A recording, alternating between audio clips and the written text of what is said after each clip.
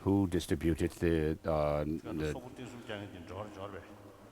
prayer for the reincarnation of Kalkajitun Tamba to comes quickly. So is it related to the Sokpo, the Mongolians who made the long life offering from me? So who distributed this?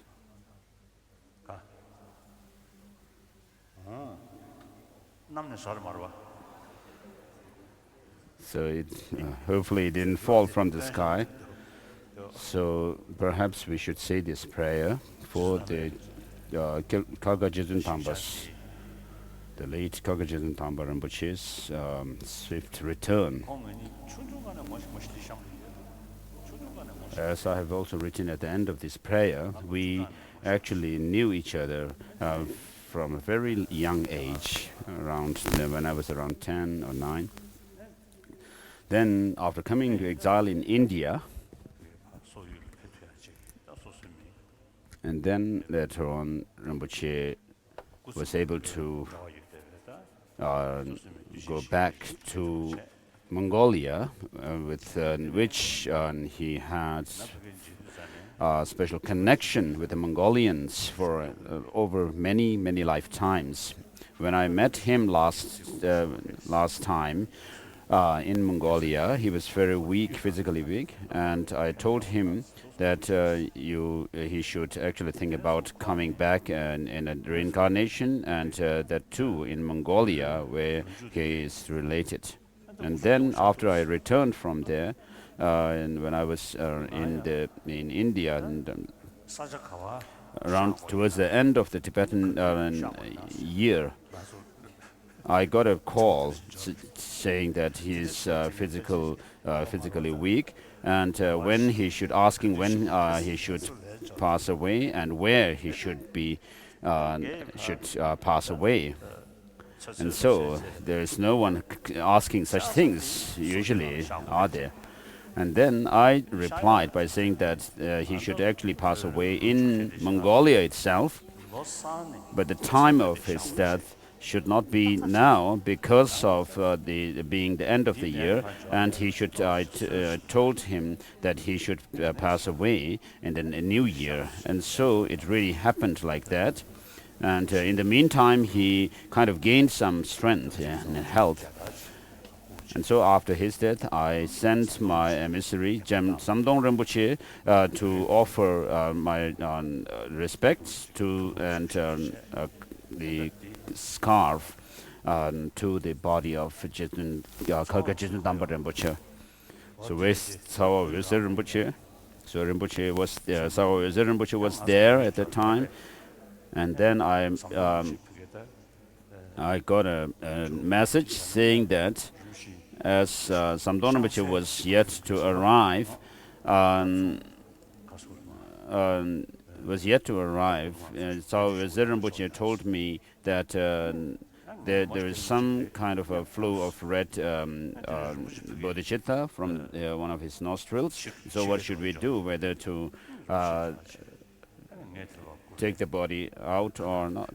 And so I told them to wait, and then as Samdong Rinpoche got there and offered my kata to Kalkajitun Tamba's body, then he seems to have finished his meditative equipoise at that point, and so it's been really nice.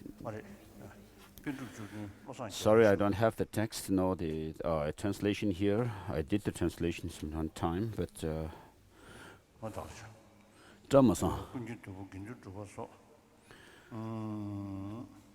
so it mentions Kalkajitun Tamba previous incarnations, like Dolbopa, Kunkin Dolbopa, and so forth. So thinking of the people and the land of the great, the land of Mongolia, please come back in your reincarnation. And so may you be a scholar who can engage in teaching, debate, and writing composition in the new, as a new coming in the new moon, or the fresh moon of the reincarnation. I request you to come back quickly.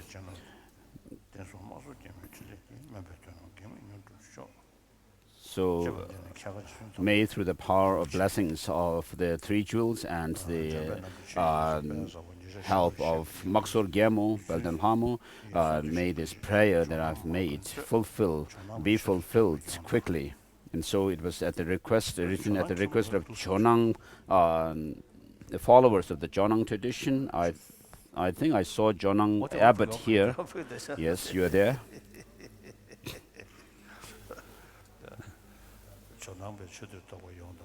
So all the followers of Chonang tradition and Gomang Monastery and Gaden Monastery of Mongolia, and also the Gaden Labdang. So since I knew him since my childhood, early. So I was born in Siling, near Kumbum, in Siling, nearby the Kumbum area. So people there seems to be closer to the Jetun Thambas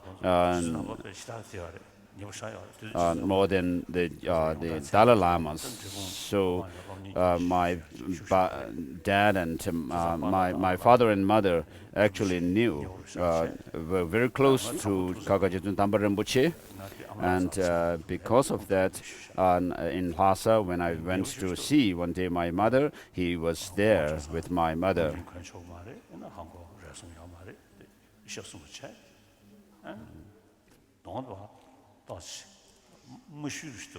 So Rinpoche actually had some kind of a scar on his injury on his face, and I heard that was because his teacher actually beat him. And so I knew him since a very early time. And he has been really dedicated for the beings and the Dharma. And so, after coming to exile, Rinpoche, after Mongolia gained freedom, the sun of freedom rose in Mongolia, shone in Mongolia.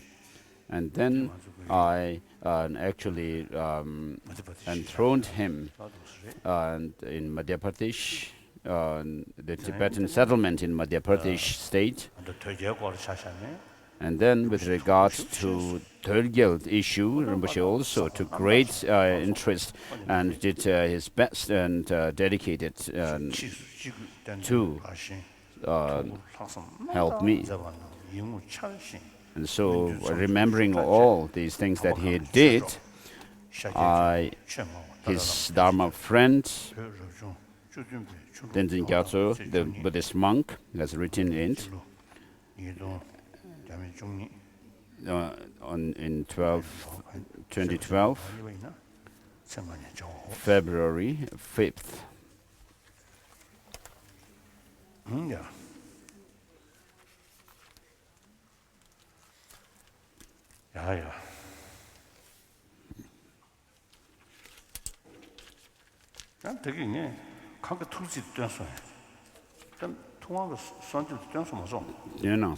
Yes, His Holiness is asking if he actually said the one verse praise of Buddha. Yeah, this same one. I prostrate to the Buddha, the Gautama, who, moved by his compassion toward us holy Dharma to rid us of all distorted views. So all of us are the followers of the Gautama Buddha.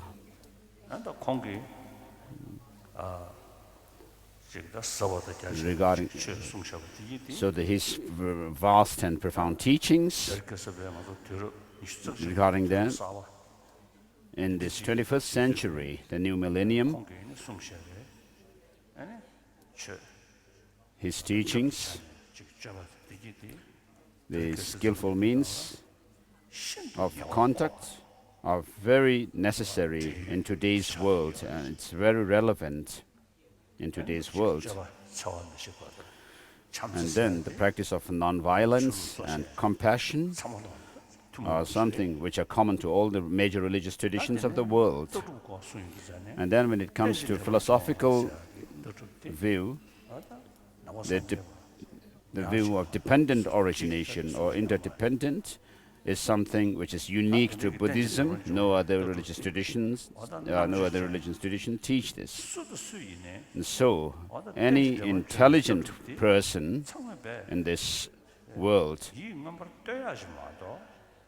only praise this teaching on dependent origination,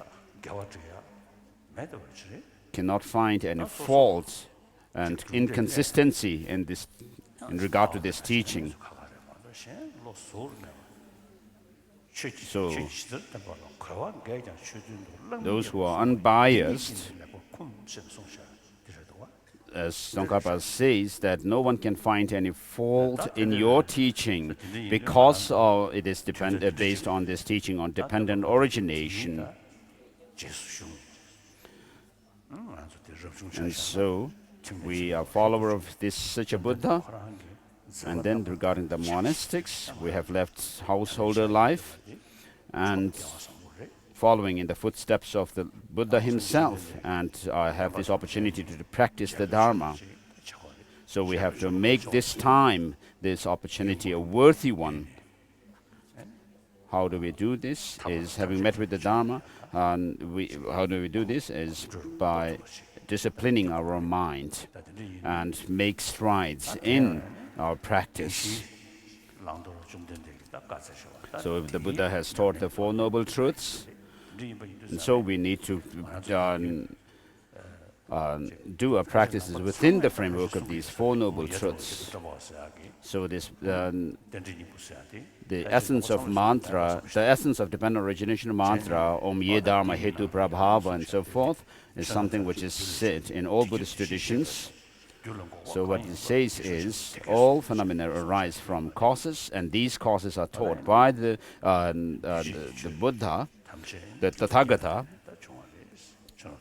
and the cessation of it is also taught by him, by the sage. And so things do not come. What this teaches is things do not come from without causes, nor from permanent causes, nor from some incompatible causes. So they come from compatible causes.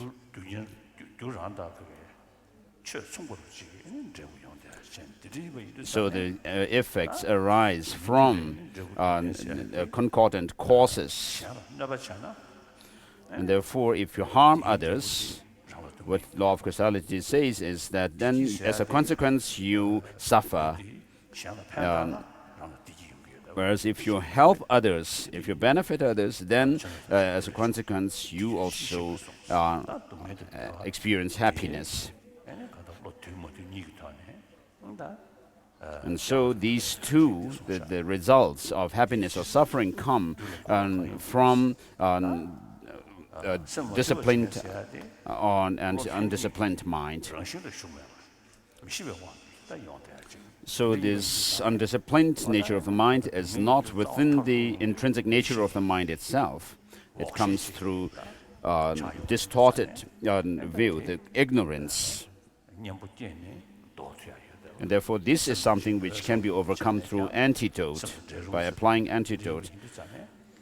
And therefore it is possible to eliminate it from the mind itself. And therefore the path, the cessation of that cause, the ignorance, is eliminated by developing knowledge and uproot, and it's uprooted. And so the fact that effects arise from their causes is something which is accepted by all who accept causality. So not only are the effects dependent on their causes, but the cause is also contingent upon its causes. So by understanding the effects arise through its causes, then we can eliminate the ignorance about causality.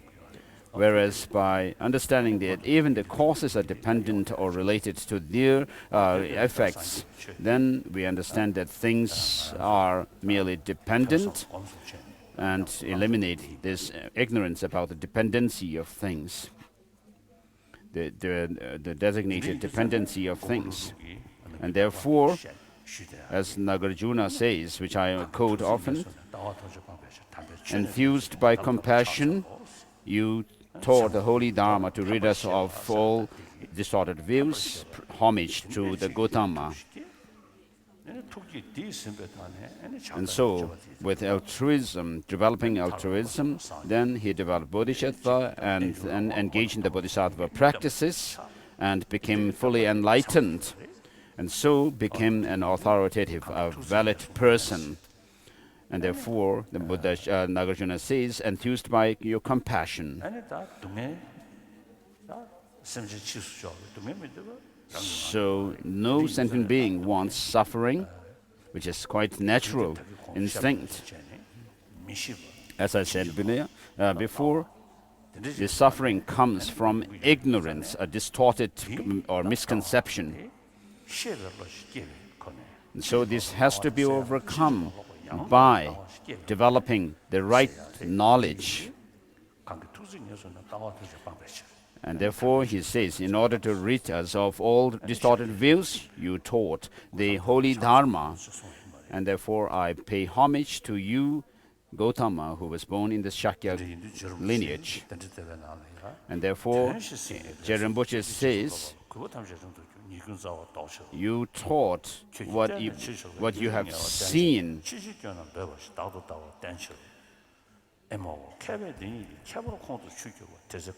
And therefore, following you, I'll be able to overcome all the shortcomings. Whereas holding on to the view of self or Atman, a soul, and you actually intensify the distorted view. And so, it's not only saying that, oh, I am following the Buddha, this is said by the Buddha. That's not enough, but you need to actually understand the teaching through reason and logic, as the followers, those followers with sharp faculty would do. And so we need to develop this kind of understanding that comes through, that is grounded in reason. Of course, there are people who just base themselves on faith alone. But the main follower of the Buddha must be someone with sharp faculty who are able to develop faith grounded in reason. And therefore, the monastics who are gathered here in large number are engaged in the study of Buddhism, and you are doing that. And so the teachers have done really great job and have been dedicated, and those people who have received their certificates here, and I mean, you have done such studies, and the older generation will finish, and me too included. So when we are no more, the younger generation have the responsibility for the preservation and promotion of the Dharma will fall on you. And then there will come a time when you would say, oh, in the past, His Holiness the Dalai Lama used to say this. And so even after we have passed away, you should take the responsibility and feel determined to make it, to preserve and promote the Dharma ever stronger. So we are in the 21st century, and then there are more and more people taking interest in Buddhism, and especially in China as well. So, as I think I have mentioned it, in China, there are 400 to 500 million Chinese Buddhists, and then the number is still increasing year by year. So, as this is actually something which is quite natural, when people become more intelligent and using their more wise using their intelligence, then it's very difficult for them to follow on blind faith. So, of course, there are religious traditions which are based more on faith. These religious traditions will, of course, remain in the world for the next centuries, several centuries. But after that, we don't know what will happen. So we usually talk about Maitreya Buddha, the future Buddha. So we make prayer for meeting with the teaching of the Maitreya Buddha. When he arrives in this world at the Bodh Gaya. So sometimes I find this kind of prayer quite silly, because we already have the teaching of Shakyamuni Buddha. So I don't think the Shakyamuni teaching, Shakyamuni Buddha's teaching is less than the teaching of Maitreya Buddha, if not more or greater. And so, while we have the teaching of Shakyamuni Buddha, we don't take any care of it, and then making prayer that we may meet with the teaching of the Lord Maitreya in the future is quite silly. And so, this teaching of Shakyamuni Buddha must remain for posterity for long. And so, the teachers and the students have actually been doing well in preserving and promoting the Dharma. And so, as it says in the 7-point instruction, mind training instruction, of the two, you should consider yourself to be the best judge of yourself. And so, because your mind is not hidden from you at all, so we should do whatever we could to achieve Buddhahood. We need to practice, and for that we need to know how to go about with the practice, and for that we need to hear the teaching. And so we are going to go through the Lamrim teaching, which is like the grand lamb in the 3 realms of existence. Sometimes we say, oh, Lamrim is for practice, whereas the 5 canonical treatises or texts are meant for study, intellectual knowledge. And so in Jangchup Lamrim's commentary on Abhisamaya Alamkara, he intermittently gives advices as to applying the teachings in practice. So sometimes we don't hear that people who say that I'm studying the Prajnaparamita text and also Madhyamaka text and also doing practice. So it seems that people use these studies, these texts, in order to see contradictions. And so we need to check these teachings within ourselves, related to ourselves. So the purpose of these teachings is to subdue the self-cherishing attitude and grasping at true existence. And therefore, we should relate these teachings to our own mind and then reflect. So sometimes we do think that Lamrim, the stages of path enlightenment, are meant for practice, whereas the 5 canonical texts are for study. And so we need to know that these studies are also meant for practice. So perhaps I'm being too much, saying too much.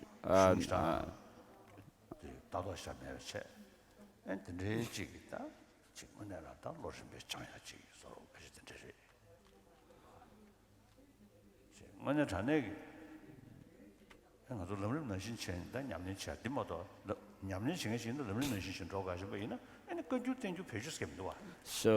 Lamrim if Lamrim is meant for only those who wish to practice, and when we need to do practice, if Lamrim is meant for only for that, then we don't need the conjure and danger literature. So if we actually consider the classic texts of conjure and danger as merely for intellectual knowledge, then that is quite wrong.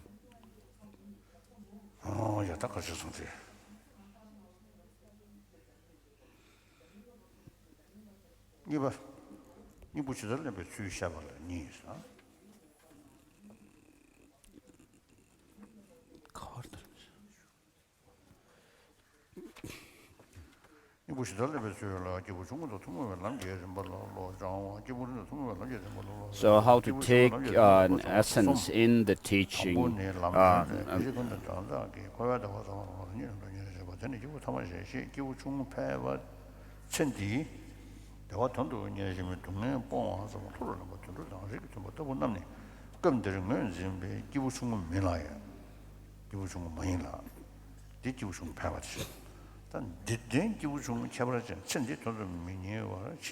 So here the main when we talk about the beings of small scope,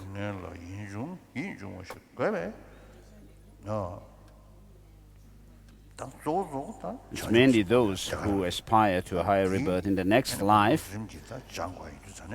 So mainly, of course, the focus of the Lamrim is for those for developing bodhicitta, but as a preliminary practice to the bodhicitta, we have the practices pertaining to beings of intermediate scope and small scope.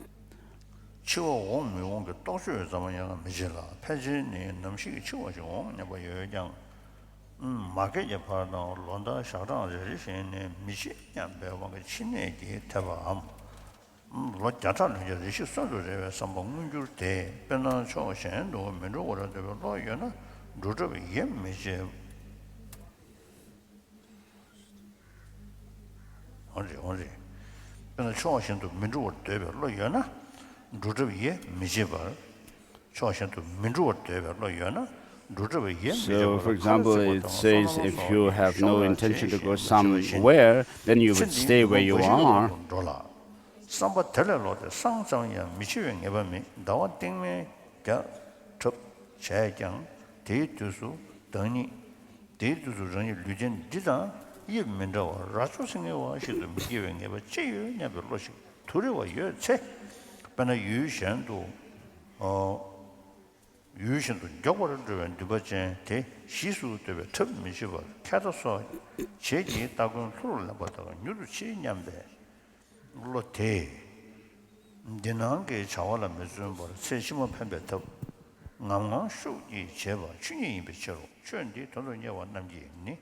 So here, those who pursue the Dharma, it is important to train the mind on the topic on death and impermanence, and hence this will be explained under 3 points. Contemplating death is definite, and contemplating the uncertainty of the time of death, and then contemplating that at the time of death is only Dharma and nothing else that will benefit. And regarding the first point, the companion with the teachings on impermanence says, whoever, even the Buddhas, Pratyeka Buddhas and the Shravakas, had given up this exalted body, what need is there to talk about the ordinary beings? And then the companion further says, there is no place in any direction where death cannot overpower you, not in the sky and not in the oceans, nor even if you penetrate deep into the mountains. Thus, we will definitely die. So even the perfectly and completely enlightened Buddhas who have control over their life and death transcended suffering in order to instigate the followers with grasping on permanence. Likewise, countless scholars, accomplished practitioners, kings, ministers, bodhisattvas, etc., high and low individuals that are mentioned in the religious books, annals, and histories. When we do not investigate all, they all seem to exist now, but when we analyze carefully, what remains is just the stories about them, what has happened, and they are not found living anywhere in any place, time, and in any situation, and they have all manifested the transcendence of suffering.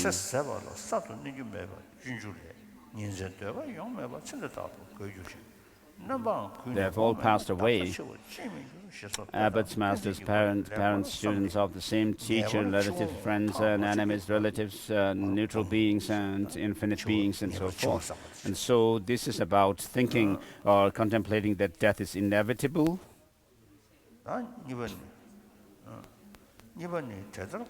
And then so it says, thus reflect well through examples and reasons and meditate until there is decisive conclusion about the definite inevitability of death.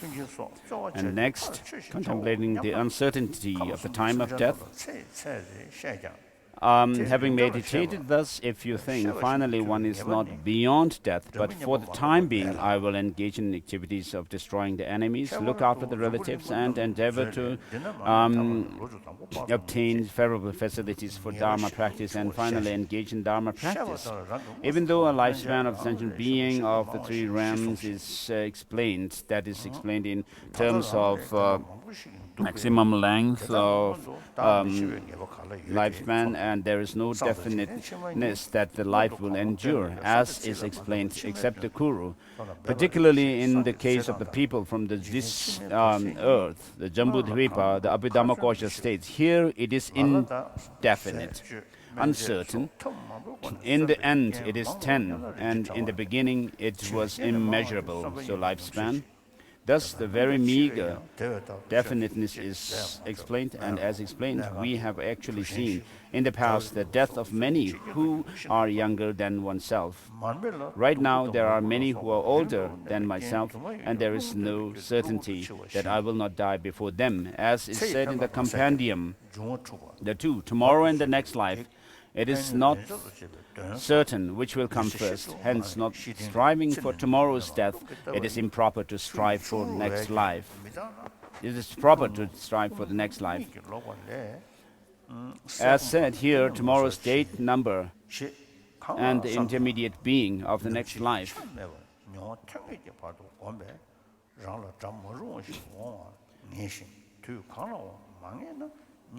Which one of these two will come first cannot be determined. Some might think through multifarious ways there are many factors of life that, like food, therapy, medical treatment, precious garlands, states. Factors for death are many, and those for life are very few. Even these ones also for death, as such, always engage in the Dharma. And so meditate until you develop definite experience towards lack of knowledge of when one will die, in whatever way one thinks. This is similar, like remaining watchful every day if any unruly enemy is certain to come to you, but it is uncertain at what time it will come, hence it is vital. Then the third is the contemplating that at the time of death nothing but Dharma will help.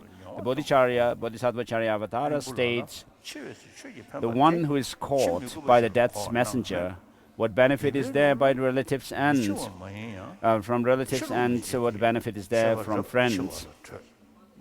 At that time the only refuge is merit, and that also I have not cultivated.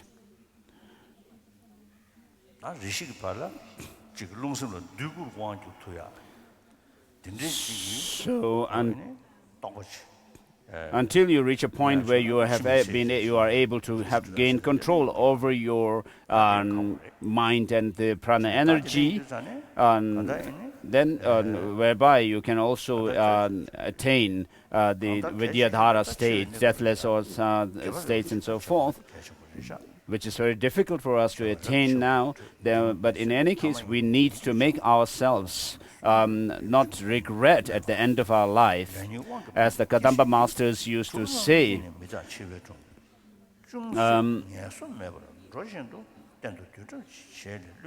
even though it is not dying, but the way process, the way of death will not be the same as in the case of the best practitioner. One does not fear death. The middle practitioner will not feel reluctant, and the the least practitioner will not repent as it comes from the oral traditions of the Kadamba masters. And then there's the intermediary verses. And then the next section is about reflecting on the suffering of bad beings, or suffering of the unfortunate beings. This has three parts: reflecting on suffering of the hell beings, of animals, and of hungry ghosts.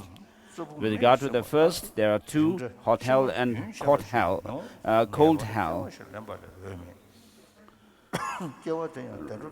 Regarding the first, the hot hells, the reason for meditating on the topic of impermanence and death earlier is after death, the subsequent similar type will not cease its continuity, like extinction of a lamp or burning of a heap of grass by fire. There is no other way but to definitely take birth.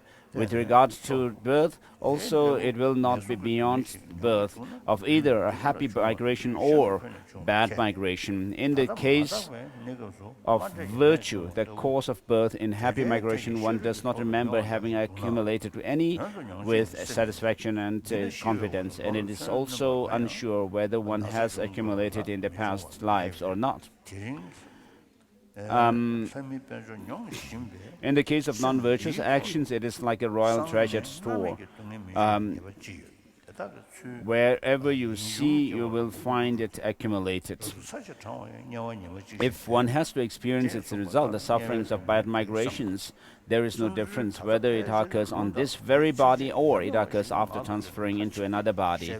Right now, while one is not analyzing occurrence of the sickness like a tumor or wound, it appears that it is experienced on the flesh and bone at that very place, but in reality the experience is the mind. If that is not the case, then there should be pain even when we strike weapons on the corpse after death, but it is certain that there will be no pain. So it is uncertain whether this mind is today, that is today experiencing the glory of and wealth of gods and humans, and on its the suffering of hell without respite will not occur tomorrow.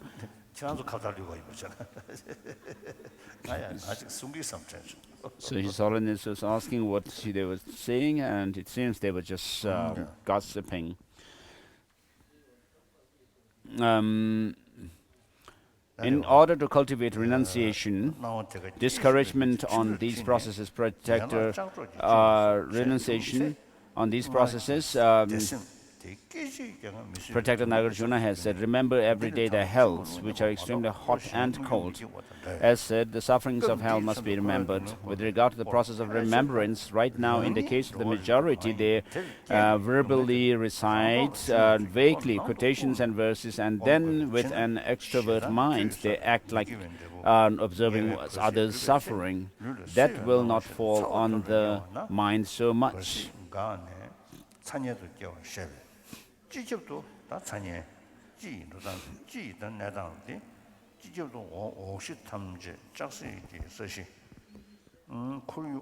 So with regard to the hot hell, it is said that in general everything below will be burning iron ground, surrounded all around will be burning iron fence, and fire flames below and above are completely burning flames, and within that fire storms. So that is how hot. And then the different realms within the hot hell realm. The first is reviving hell. In such a place, as I have just mentioned, you should think that you are actually born there and meditate with effort, and your body develop a sense of uneasiness, and your mind a sense of fear and being disheartened. When that happens, think that there are many of these sentient beings. So after having studied all the different texts, if you really feel nothing of the practice, it says your mind and the Dharma have actually gone separate. So if you find your previous mind and way of life intact as it is, then the Dharma and yourself have actually been divorced from each other. And then the black line, the hell realm, the guardians of the hell realm draws 8 lines and cuts it with on your body and cuts it with weapons. And then the crushing and gathering and destroying hell realm. Even though it is not necessary that one has to be born in all the 8 hells, but here it is written from the perspective of meditating on in accordance with the stages of guidance. So when one goes after getting the feeling of running away from the earlier suffering, one comes in between mountains, having the face of goat, sheep, cow, lion, etc., and crushed, and streams of blood flows from all the openings. Howling or hell realm, one again runs, and when reaches inside an iron house, the door closes without distinction.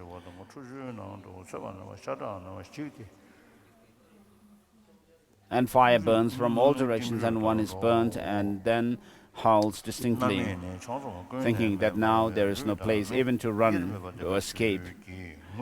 Then the great howling hell realm, it is said that one should meditate that this very iron house is surrounded by another iron house. But according to the thought of the Lama, when one comes out from one iron house and runs away, one gets trapped in 2-layered iron house, and suffering is 2 times intense or greater and than the previous one. This is because you will mentally feel that even if it is possible to come out from the inner iron houses, it is not possible to come out from the external ones.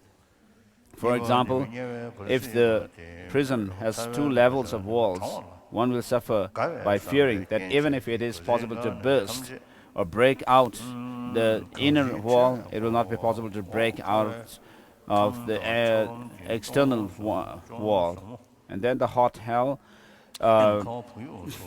burning iron spikes, pierces from the lower opening or anus to the crown of the fire flames, and the fire flames emit from all openings of the senses, and the whole body is boiled in molten water.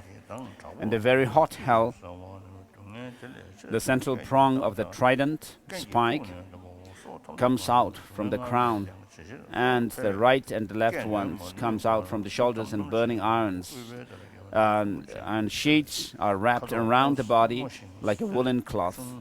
When cooked in the molten water, the flesh and blood disintegrates and becomes like a skeleton, and you become like a skeleton. And hell without respite, fire burns from all directions in a state where the body and the fire becomes indistinguishable. The sound of crying could be just heard. And these are the sufferings also, and these sufferings also do not end only by the short time, as it is said in the Abhidharma.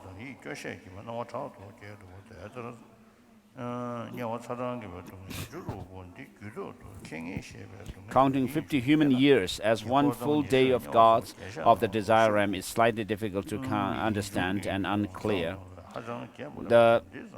Thus, out of the 8 hells, the one with the shortest life is reviving hell, and its lifespan is one great titak. 6 tuktik and 2 great terbum,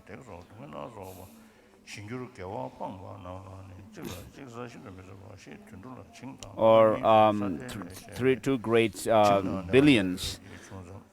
And if you think how the others double, one's heart will simply split.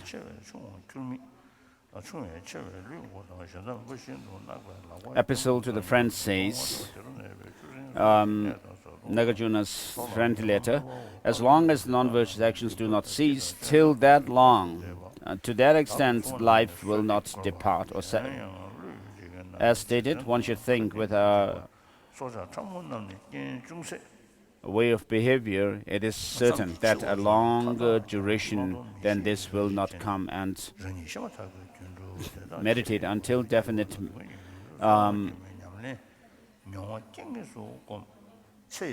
transformation is brought about. And then the cold hell realms.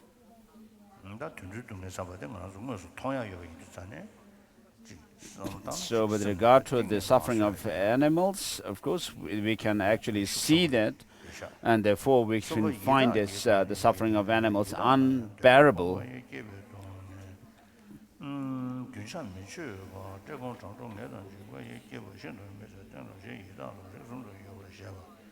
And then next, after the hell realm comes the suffering of animal realms, and then the hungry ghost realm. The third suffering of hungry ghost. Nagarjuna's epistle to a friend says, in the hungry ghost realm also there are continuous unchanging sufferings developed through deprivation of desire and extremely intolerable experience developed through hunger, thirst, cold, heat, fatigue, and fear. Thus 3 types of hungry ghosts have been explained, out of which, in the case of those with external obscuration, when they see fruits of trees and river and go to enjoy them, they either see them guarded by those wielding weapons, or they see them as pus, blood, and etc. In the case of those with internal obscuration, in the city called Kapila, where there is no desirable object at all, like water, plants, etc., and there one does not find food, drink, etc.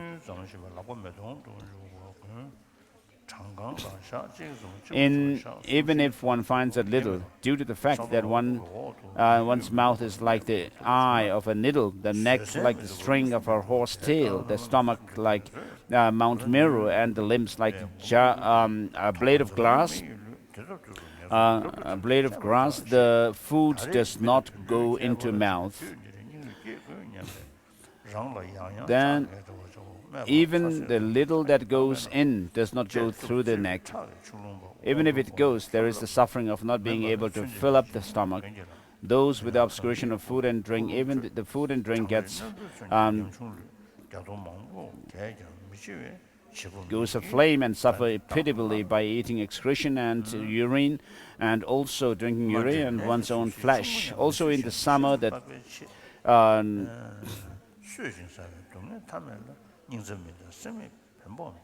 the moon feels hot, and in the winter the sun feels cold.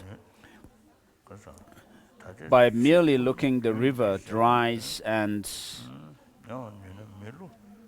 appear as a ravine and thus experiences various sufferings. Contemplate that one is born in such a form of among these as explained, and meditate in a way that would definitely fall into one's mind. Such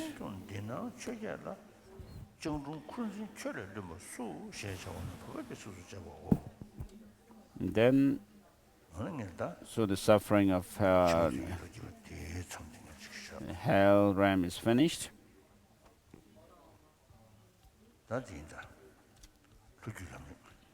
And then we leave there. The next topic is about relying on the means of happiness in the future life. So we are not, moving to switching to the southern lineage.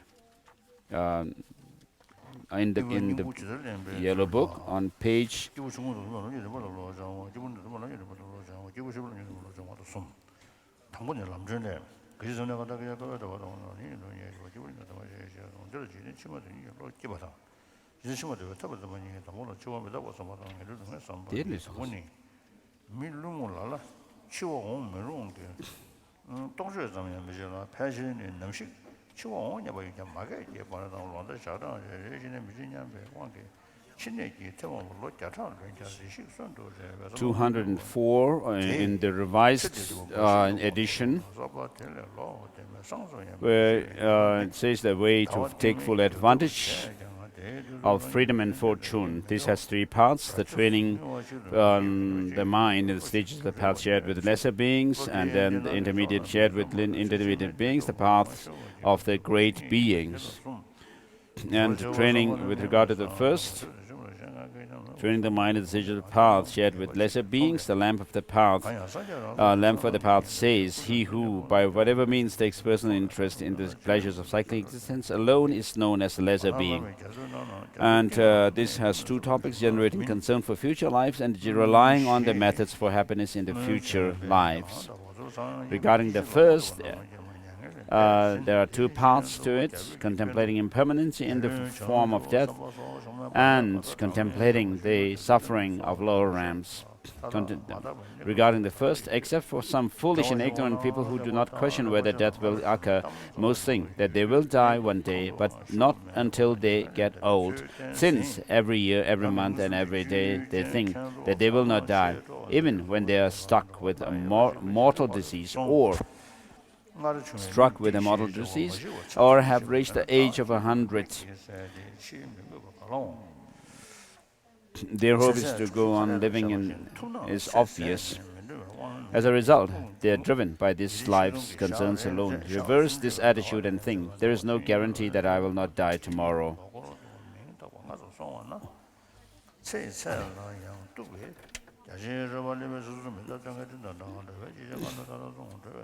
I may make provisions for next month, but there is not the slightest assurance that at the time I will not be reborn with a body with very different from my present one, with horns squawked. Once this thought is firm within you, it will naturally prevent you from striving after this life's activities and automatically induce you to apply the methods for happiness in future lives.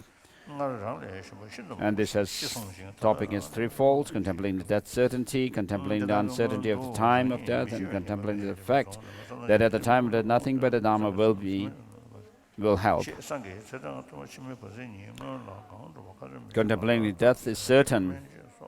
The collection says,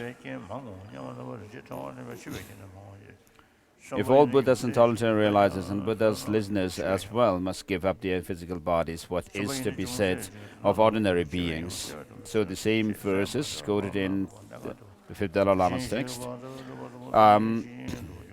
Wherever you may live, there is no place where death cannot reach you, not in the sky, nor in the depths of sea, and not even if you lived in the heart of deep in the mountains.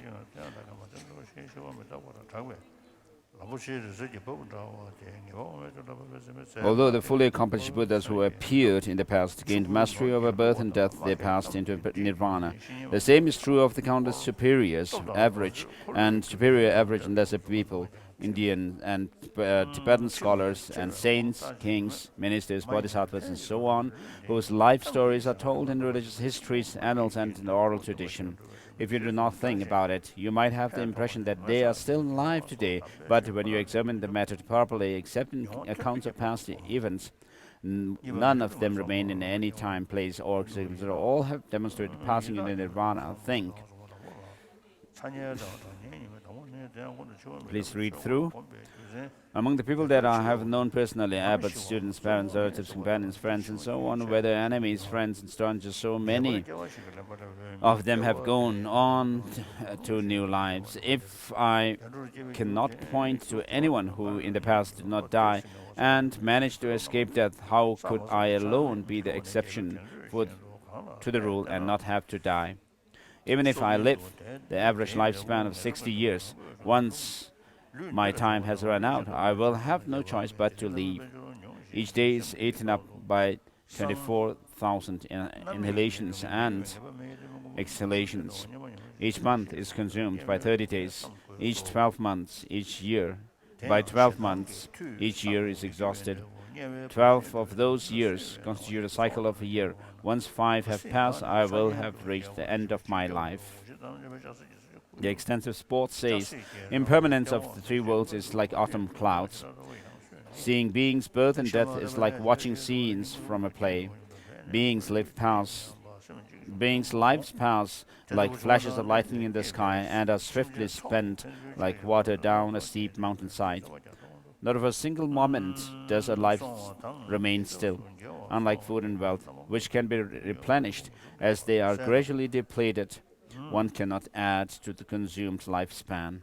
The guide of Bodhisattva way of life says, pausing neither day nor night, this life shortens constantly. If it can never be prolonged, how could someone like me not die? Thoroughly contemplating the matter in this way by means of examples and reasonings, meditate until you have arrived at the conclusion that you are certain to die. And then contemplating the uncertainty of the time of death, by meditating in this way, once you have understood that you cannot escape death, if you imagine that after striving to suppress enemies, care for enemies, and create conditions conducive to religious practice, you can then practice the Dharma. Note that formerly a large number of people younger than you have already died, that many people older than you are still alive, and that consequently it is not certain that you will not die before them. The collections says, of the two, tomorrow and the next life, it is unknown which will come first. So instead of striving for tomorrow's sake, better strive for the sake of future lives. We cannot be sure which of the two will occur first, tomorrow or the next intermediate state. Some people think that thanks to the availability of many methods, diet, medical treatment, and so forth, there are many ways to sustain life. However, the jewel garland says the conditions of death are many. Those sustaining life are very few. These too may become causes for death. Thus, always practice Dharma. And think, food may disagree with me. I may have an adverse reaction to medicines. Houses may collapse, boats sink, friends deceive me, and so on. Many factors sustaining life become factors of death. Not only that, I cannot be certain that death will not occur right now due to harm inflicted inflicted by the spirit of the ether. Meditate until you are sure to have gained an experience of the uncertainty of the time of death. Then contemplate that at the time of death, nothing but the Dharma will be of any use. The guide to the Bodhisattva way of life says, when seized by the Yama's messengers, what use are relatives, what use are friends? Then only my merit will protect me, but that I have failed to acquire. So think, when it is certain that the time has come for the highway known as the death and impermanence to appear as swiftly as waterfall flows down a steep mountain, then no remedies, mantras, concentrations, or brave men's weapons can avert it. The wealth of the rich cannot bribe it. The words of the eloquent cannot deceive it. And it goes without saying that I will not have the power to bring with me the many friends and relatives around me, nor any influence and wealth, even if it rivals that of a wielding monarch. Indeed, I will even have to utterly abandon the very body that has been my constant companion since my mother's womb. only by consciousness. My consciousness, like a hair pulled out of a butter, will go on. At that time, the only thing that will accompany me and be of any use is my previously accumulated virtue, in other words, the holy Dharma, nothing else. Meditate on this persistently until you gain an experience of it. Then contemplate the suffering of lower realms, reflecting on the three, the suffering of the hell being, animals, and hungry spirits. The first has two parts, hot hell and cold hell. So please read on.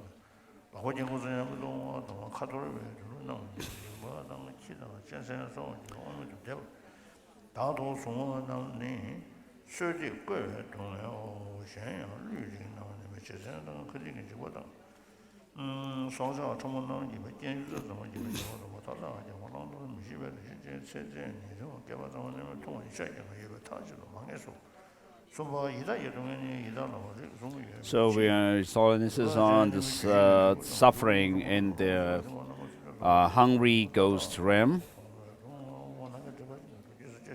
contemplating the suffering of hungry spirits on page 211 in the new edition, revised edition.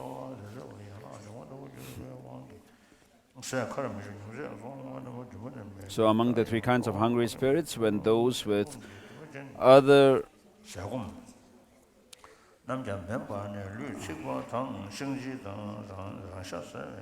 outer obstacles, see fruits, trees, and rivers, and go to take from them, either they see gods brandishing weapons, or they perceive them as pus and blood and suffer as a result.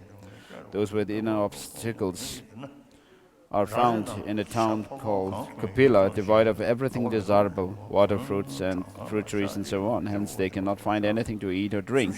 If they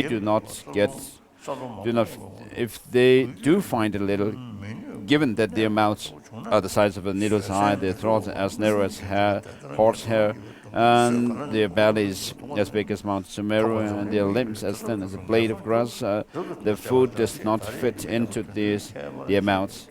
Or, if some does, it cannot go down their throat, or if it does not fill their stomach, hence they suffer. So then we finish this topic on the sufferings of the three lower realms. On page 212, we stop there.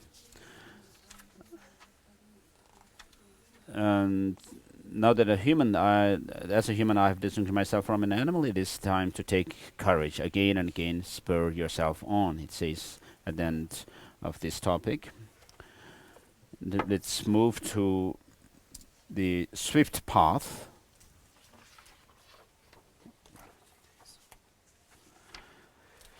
The topic is how to take advantage in this life.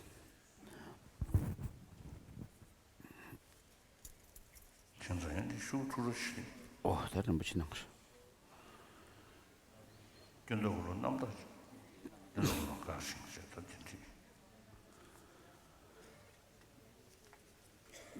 So regarding this, there are three topics.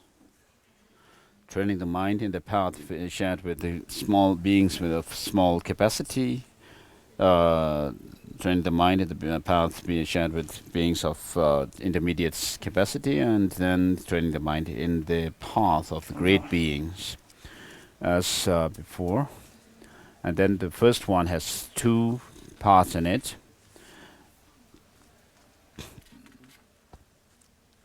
How to go about with your practices during the actual meditation session, and how to go about with your practice during the post-meditation, in between sessions.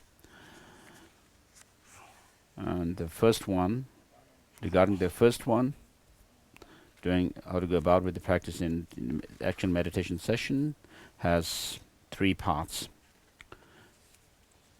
The preparatory part, actual practice, and the conclusion.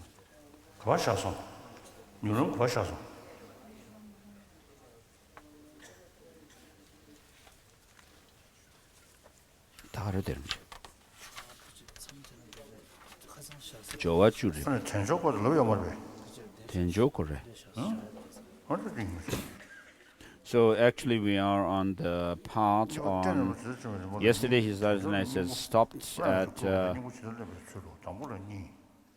part on higher, the precious human life.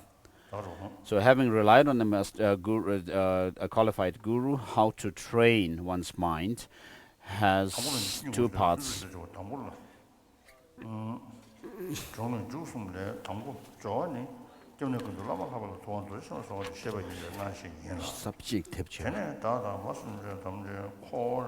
Subject.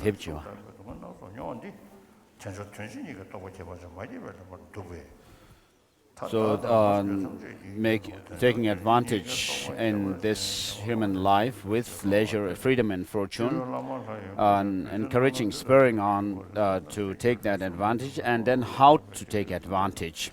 And so the first one has two parts in it.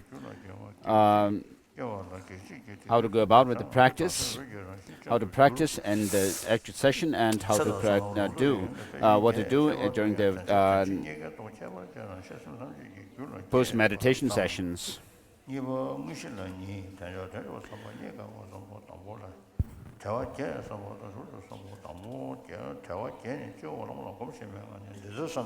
So with regard to the first one, there are two.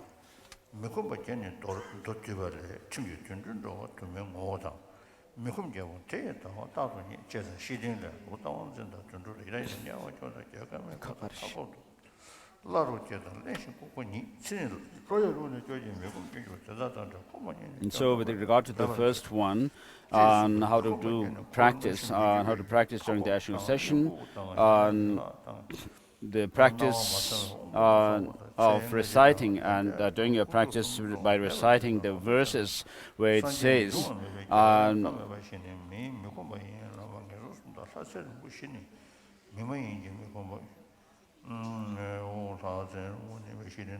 I make request to the Munindra Vajradhara,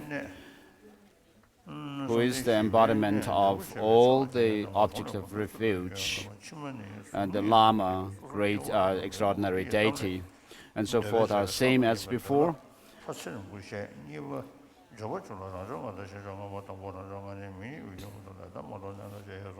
And so think that the fact that you are suffering, you and all sentient beings are suffering for a long time in samsara, is because of not having realized this extraordinariness of and realize the extraordinary realization of seeing this life of humans, precious life, as being meaningful, and that it is difficult to find such a life. And so you pray to the Master deity to bless you, so that you may be able to realize this meaning, the significance, and this rare to find human life like this one. And then so on.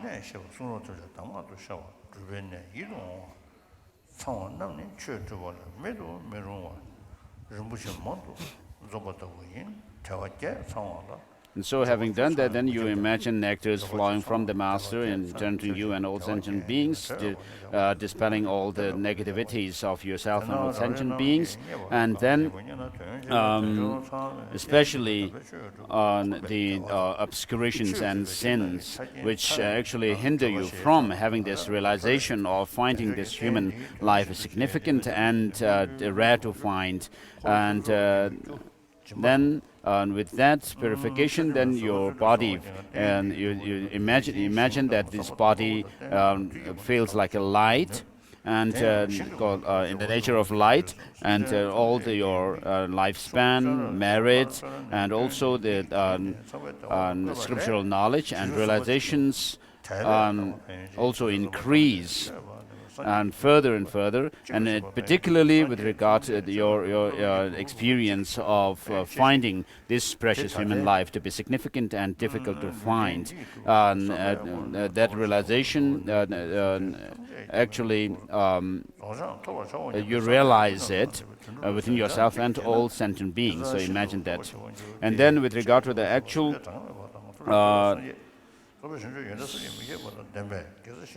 so that is about preliminary practice, and then during the as part of the actual practice, you think about the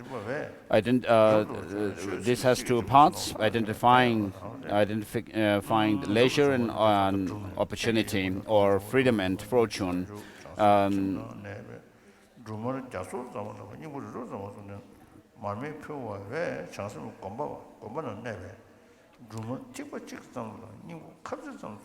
So this has two parts. Considering that this life with freedom and fortune is meaningful and that it is difficult to find. And so regarding the first one, there are 8 freedoms and then 10 fortunes. So you meditate on these. So regarding the first, you focus or imagine the master deity on your crown, and then go through the practice.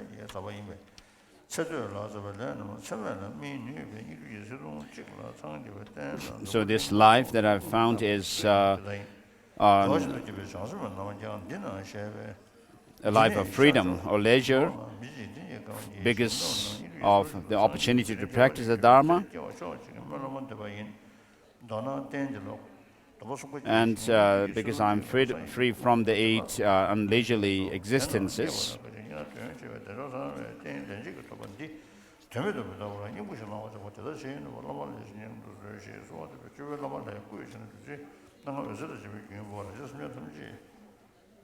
So in the text,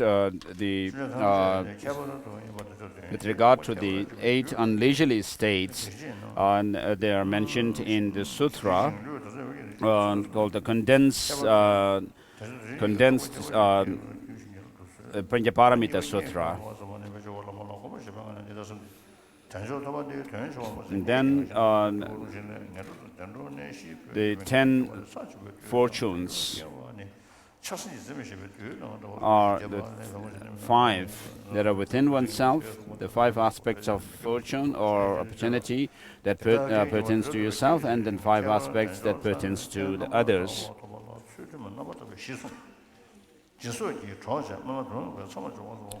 So with regard to the first one, they are being born in the, as a human being, being born in a central land and having all your faculties intact and senses intact, and then having not committed the irreversible karma, and then having faith in the objects suitable to keep faith in.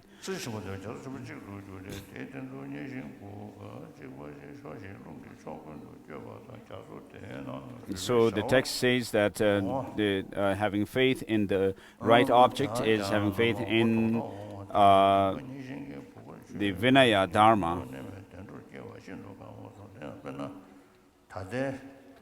So not having committed the irreversible action is not having committed the heinous 5 heinous actions.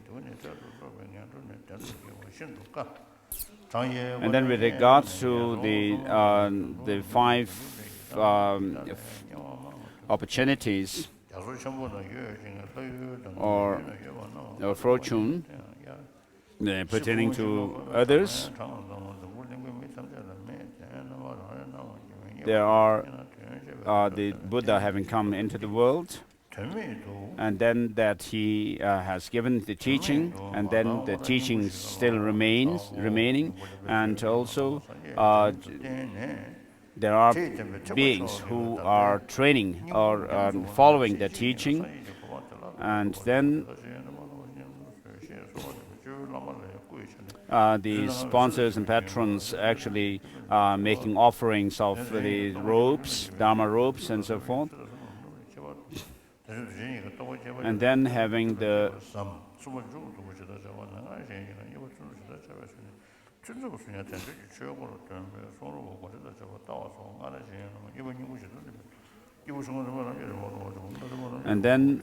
the teachers actually giving teachings to others compassionately.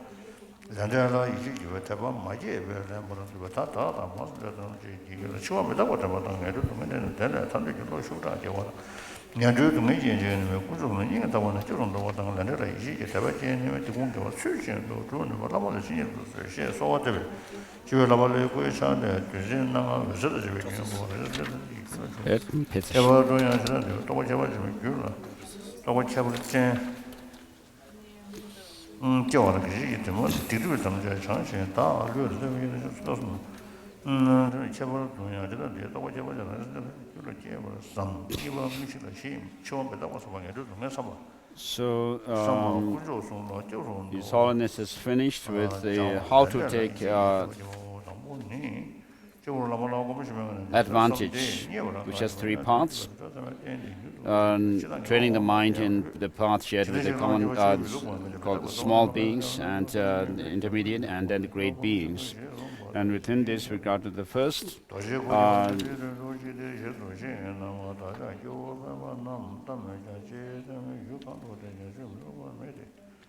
so with regard to the actual meditation session, there are the preliminaries, the actual practice, and the conclusion. So with regard to the actual practice,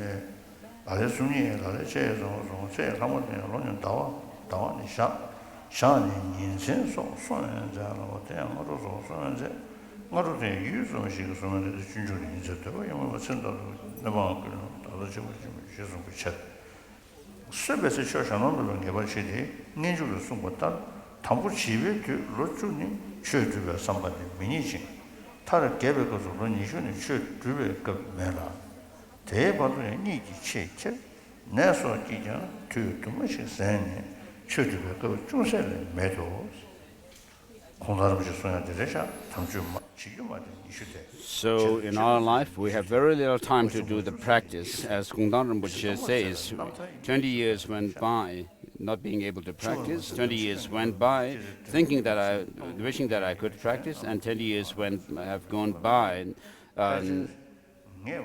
empty-handed. So this is the story of someone who has lived a life, empty-handed life.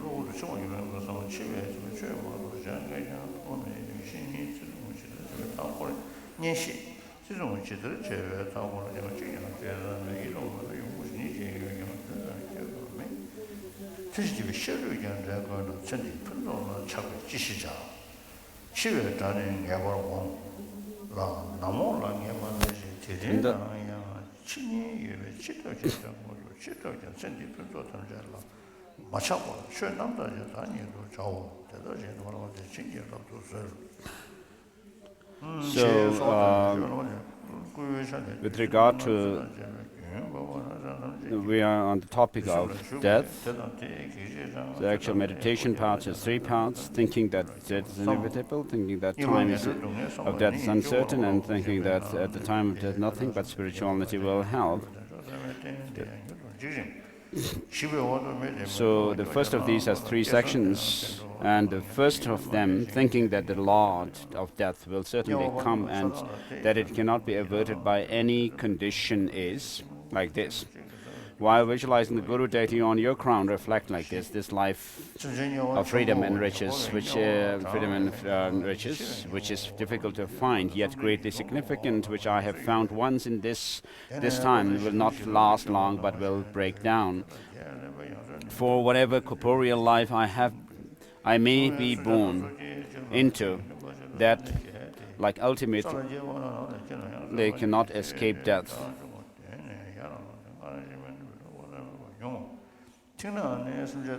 For instance, we find mention in sutras few accounts of how all the past Buddhas who existed, even the number of particles of ocean waters have appeared one after the other, ripened and liberated the disciples, and finally passed away. And when our teacher, the Bhagwan Buddha, was about to pass away, in order to inspire those disciples, those beings who cling to permanence of life, the noble Shariputra, together with 80,000 Arahats, Moggallon, together with 70,000 Arahats, and Prajapati, together with 500 Arahats, passed away. Because there is no translation of this swift path, I'm just reading from another text, just to give you some idea of what we are going through. And so all simultaneously with their respective entourage. After the Bhagwan went to Kushinagar and sat down at 2 solid trees and led the mendicant Subhadra to Arahat shape, he passed away immediately thereafter, feeling it unbearable to witness the death of the Bhagwan. When Rahul felt unable to witness the passing away of the teacher, the Buddha Shakyamuni, and went to numerous Buddhas by miraculously traveling across many different worlds, those Buddhas persistently urged him to return to the teacher, which he did, and then received his final testament. Ananda lamented, "When the light of the universe sets, what should I tell people? Should I say he went to Kapilavastu or Rajagriha, or what?" And he fell unconscious. When he became unconscious again, the Bhagwan gave him lots of future prophecies, and together with that entrusted him the teaching. Then the Bhagwan removed his upper noble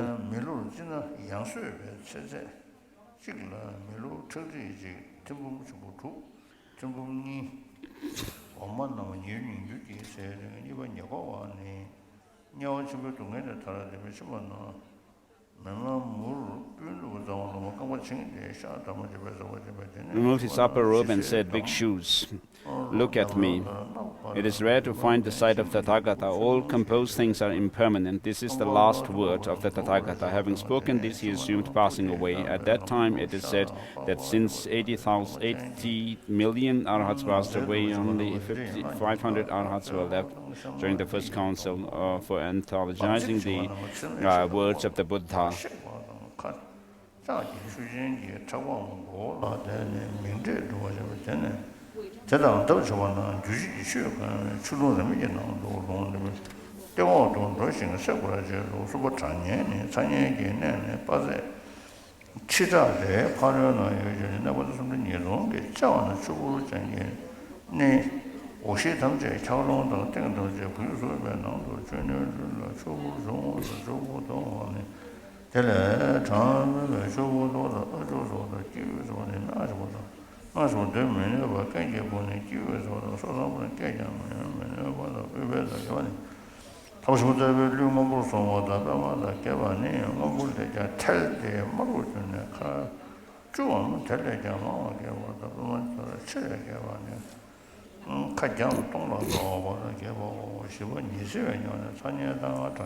we are going through the different hell realms.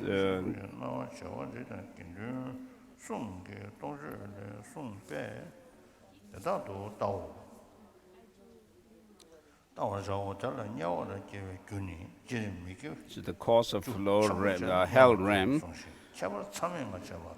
is very strong and grave negative actions, and particularly these 5 heinous actions.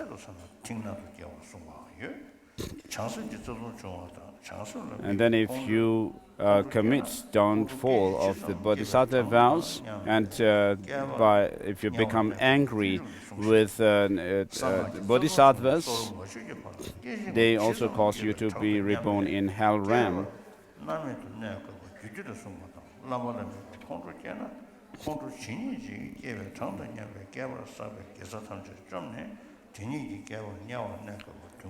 So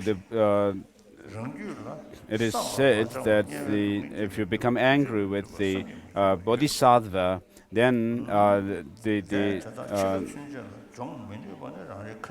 the number of times, corresponding to the number of times that you become angry, the moment of number of moments of that anger, corresponding to that, you will suffer in samsara. I mean, in hell realm. It is said in the commentary on the Kalachakra Tantra. So the 4 opponent forces are the best practice for the purification of the negative actions.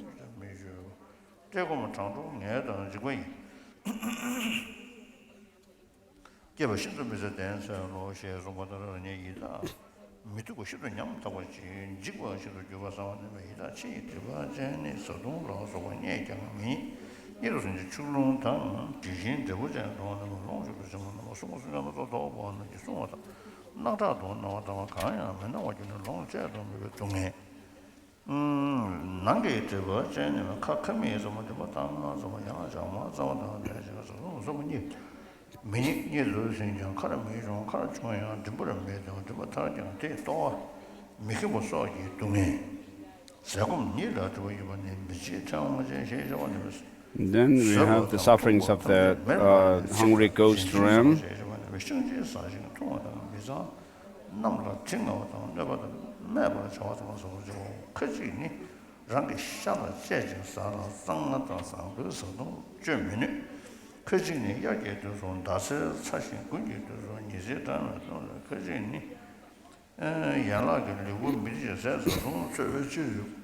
So the hungry ghost realm have different creations and obstacles to take food and drinks, internal, external.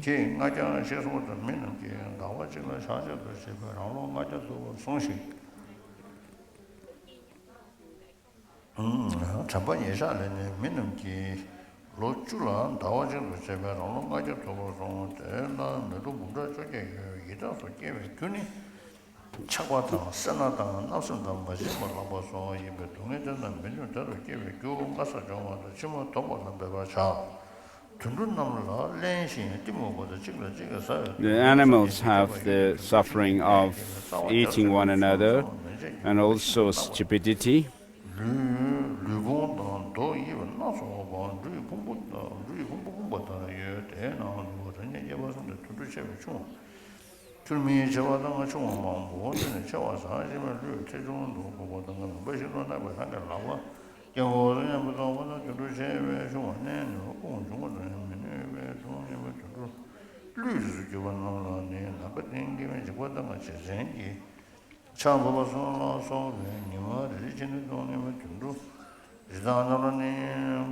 So the small animals fear being preyed by Garuda and other big birds and so forth.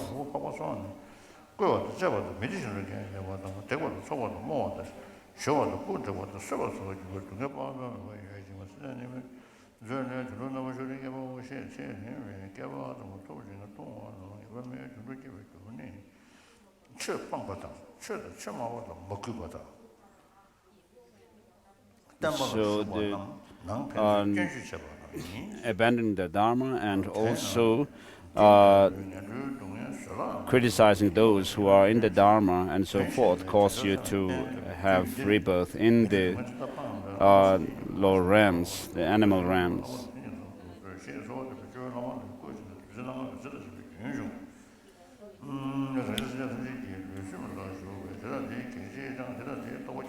So you again visualize the Guru on your crown and then do the visualization of the nectar flowing into you and purifying you of negativities.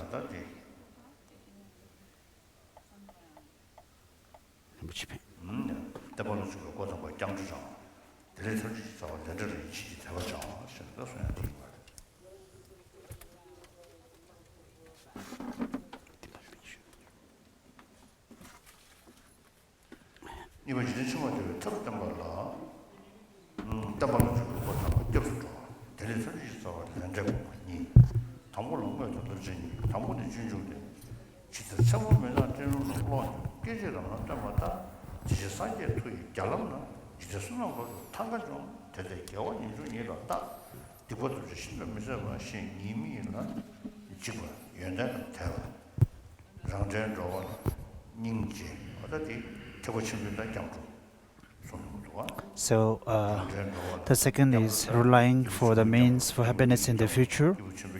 And here it's speaking about taking refuge to the three jewels. And here the primary one is taking refuge, which is for the Mahayana practitioners.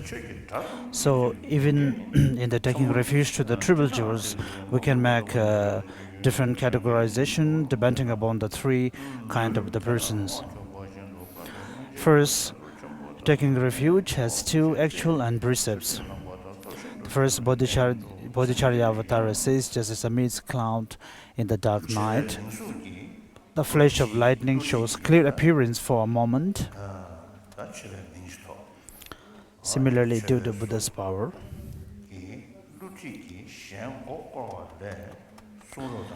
and the precepts for the taking refuge is such that having a name or a title of a monk or a practitioner and misusing one's position or rank to gain one's own benefit, then it is against the precepts of taking refuge. Thus, in order to think through these ways, having fear to false, faith to virtue, and compassion to sentient beings similar like oneself, the dark human where even the word of Dharma is not hard, is like amidst the darkness of the gathering of black clouds in the night. So we are reading the sacred words of Manjushri, and we do not have the English translation for this text. We are going through the Tibetan text and trying as much as possible to interpret into English.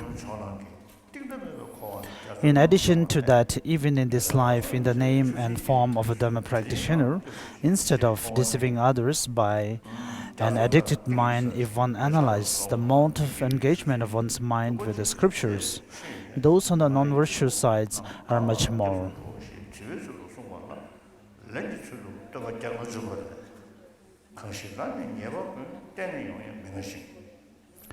With regard to the object of refuge, also Acharya Dignaga says, remaining well in the ocean, the crocodile of ceaseless attachment devours the body. Thus, in the question from he asks, we the sentient beings should take refuge, and in the form of the answer, Jangchup states, to whom who is totally absolute with all, and to whom in all aspects all qualities exist, there is a mind, one should go for refuge to that alone. So here it's speaking about what kind of the object or what are the qualities that we have to see in the three jewels. And it states here that the three jewels, especially first, the Buddha should be someone who is totally and absolutely without fault, and to whom by all aspects all the different qualities exist. And I said, someone who is less powerful and less controlling than the enemy will not be able to protect one from the fears of that outside enemy. Likewise, even if one relies on the powerful gods and men like Vishnu and Mahesh, since they themselves are not free from cyclic of existence and suffering from the folds of samsara, thus are not worthy of permanent refuge. So then, who is proper? 70 verses of taking refuge says, Buddha, Dharma and Sangha are object of refuge for those desiring liberation. As said, the three jewels are said to be the permanent refuge because they are free from the faults just explained and possess the qualities in order to take refuge after having found the conviction that they are non-deceiving, even though there are many cycles of visualization of taking refuge. But the thought of system of this religion without personal fabrication through putting together seemingly similar types is as said in praising the examples. Your body adorned by signs is beautiful and nectar for the eye, is like autumn sky free from clouds and adorned by a collection of stars.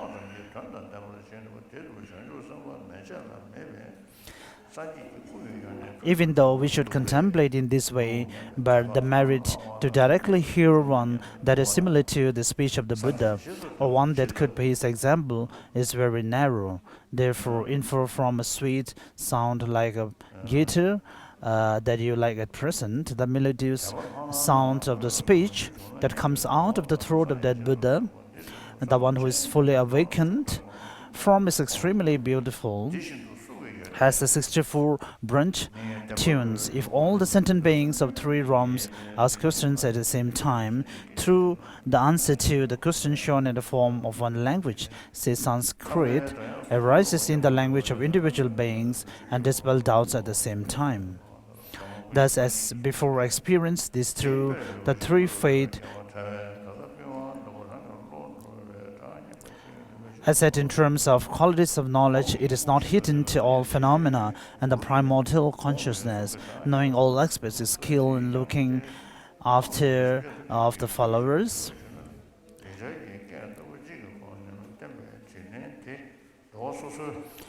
As said, being bound by the great compassion which cares beings, he has no distant or close feeling toward the one that anoints central anointments on the right and the other that chops cut off the left. Therefore, one should reflect as before on how he possesses compassion like a mother to her only son.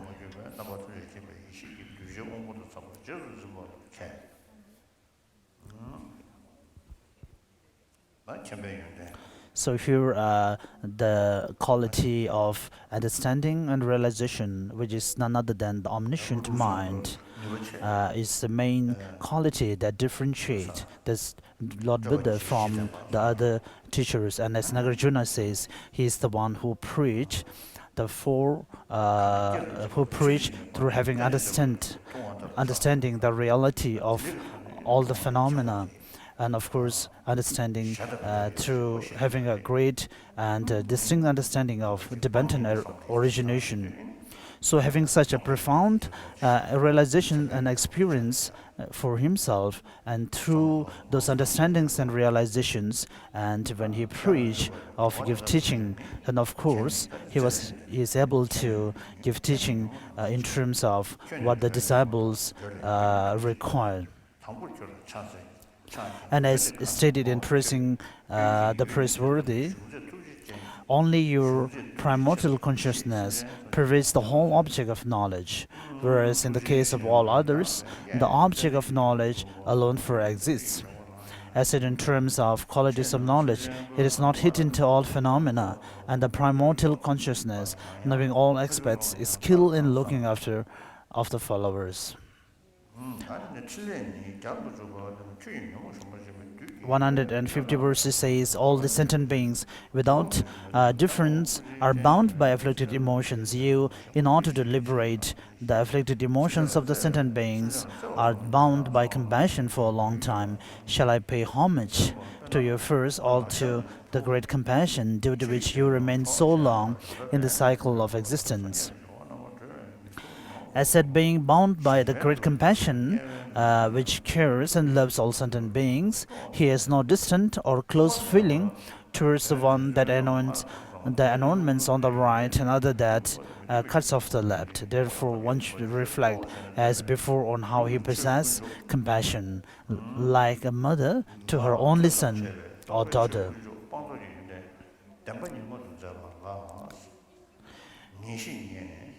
In the 150 verses, it also states that you taught the means to destroy afflicted emotions, as revealed the deceitful ways of devils, stated the inexhaustible nature of cyclic existence, and also shown the fearless side, or which is free from fear. You, the compassionate one who contemplates on benefiting with regard to things that should be done to sentient beings, is there any other thing left which you have not done? And it's just mere love to sentient beings is there even to Sarvakas or Pratikya Buddhas, but merely having it is of no use.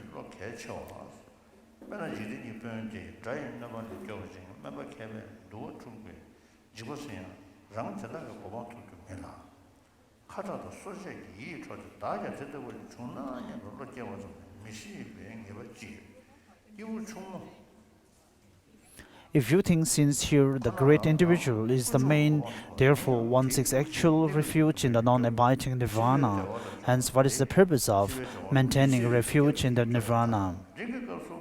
As an exception, a bodhisattva who has attained the spiritual level does not have to take refuge to the dharma of abandonments and realizations, and the sangha of the first level and itself becomes casual refuge, and thus it is treated like a bridge that liberates from the fear of the water.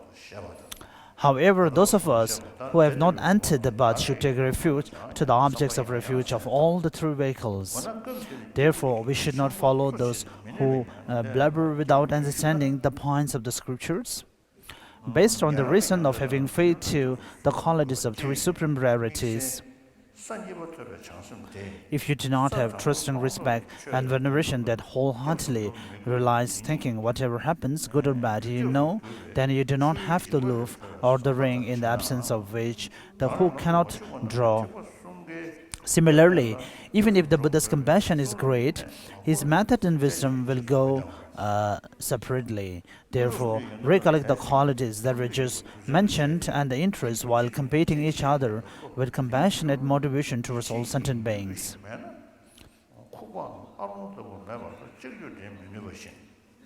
Imagine that you are overborne by great compassion. He comes like a bird, flying, and say this: I take refuge to the Buddha, the supreme of the biped. Be my teacher, liberating from the suffering of cycle of existence and bad existence.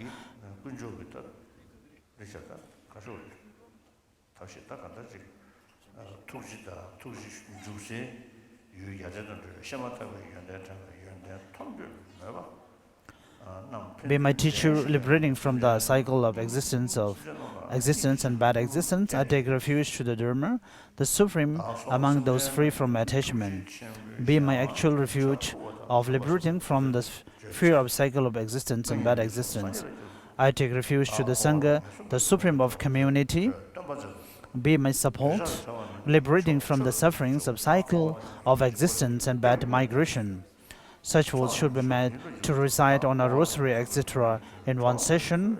Repeat it 100 times or so, as much as you can. It is also proper to recite the words of taking refuge as explained earlier, but here my Lama always practice as is found in the refined gold. Second, it is not enough to take refuge thus during the actual session. The precepts must be practiced while during the post-meditation sessions. Having taken refuge to the Buddha, one should not seek ultimate refuge to powerful worldly goals. And the 13th Dalai Lama, while giving a reply to Papango Rinpoche, he has written that there is a danger that you may go against the precepts of going refuge to the three jewels. These are three objective precepts. Imagine Buddha's form as a Buddha, even if it is in bad forms and materials in regard even letters of scripture more than 4 as Dharma Ratna, and regard those holding just the signs of ordination as Sangha Ratna, or supremely rare Sanghas.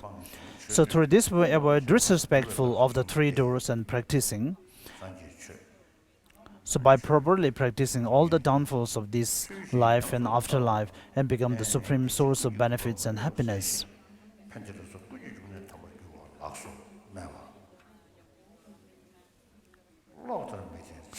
So the next is intermediary verse. For the means of happiness of this life, which is unstable like lightning, when I see those making effort in seeking a powerful leader and respecting him as a summit of the career and developing much joy, and those aspiring that, I feel the encountering of such crucial points that teach so profusely. The smile of being pleased of the three non-deceiving precious jewels, the protector from the intolerable fears of bad migration. Now put the bone well in your heart and make effort. So second is meditation on action and result, the root of all happiness and well-being. By recollecting the three, difficult to find leisure and endowment, death and impermanence, and the suffering of bad existence, one may have an unsettled mind.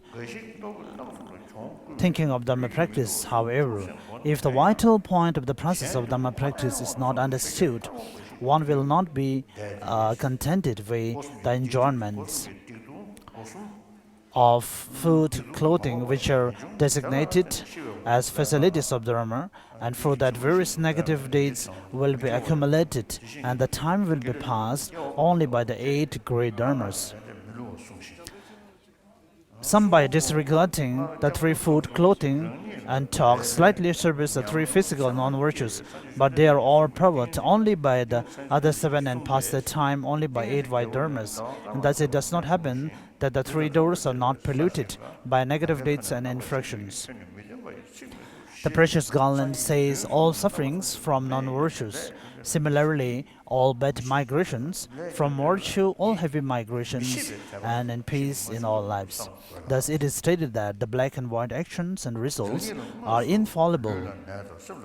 King of meditative stabilization, who is taught by the Buddha, the destroyer, the possessor, the transcendent, to whom you have earlier, while taking refuge, developed valid experience of faith, said, the moment the stars may all fall, the mountain cities may all crumble, the space element may change into another aspect, but you will not tell untrue words.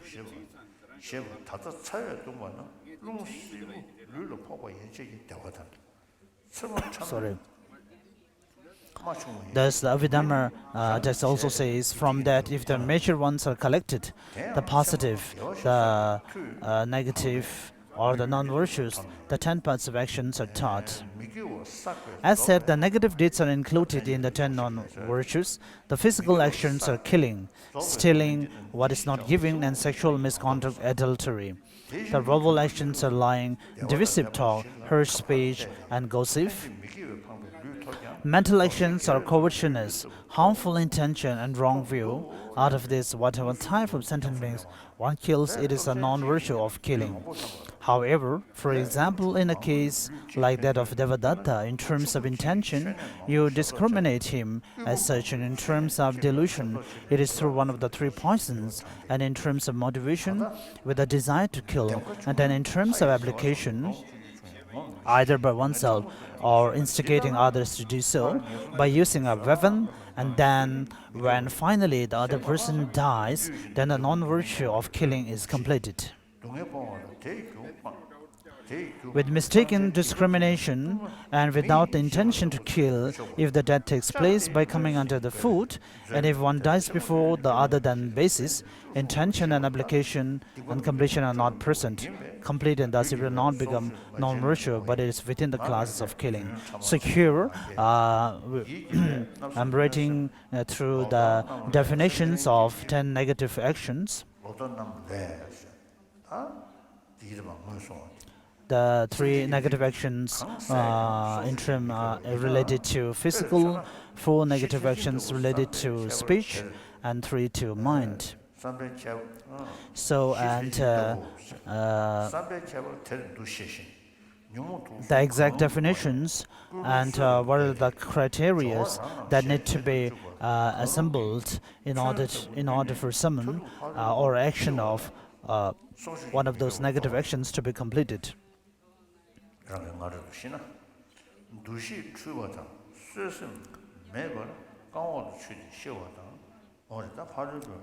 So, in terms of killing, even though the other person, even though you happen to kill someone, but if that is killed with a mistaken discrimination, then of course the negative action of killing does not become complete.